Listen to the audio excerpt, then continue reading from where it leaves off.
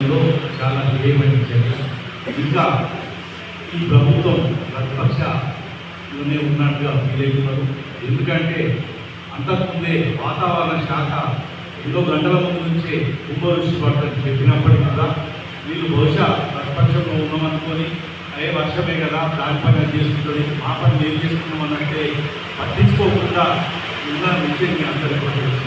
జనరల్గా వరదలు వస్తున్నప్పుడు జాతీయ విపత్తు సంస్థను సంప్రదించి హెలికాప్టర్లు కావచ్చు మిలిటరీ ఫోర్సు అందరినీ కూడా సంసిద్ధం చేయాల్సి ఉంది. కానీ చేయలేకపోతే ఒక మంత్రి అంటాడు నేను దేవుడి మీదనే భారం పెట్టినాను అని చెప్పి అతను ఏడవడం, ఇంకొక మంత్రి పక్క రాష్ట్ర ముఖ్యమంత్రితో మాట్లాడి హెలికాప్టర్ ఇస్తారా అని అడగడం అంటే ఈ ప్రభుత్వం ఏ పరిస్థితుల్లో మీరు అందరూ కూడా తెలుసుకోండి. ఎందుకంటే ఇవన్నీ వైఫల్యాలు కనబడద్దు అని చెప్పేసి టీఆర్ఎస్ పార్టీ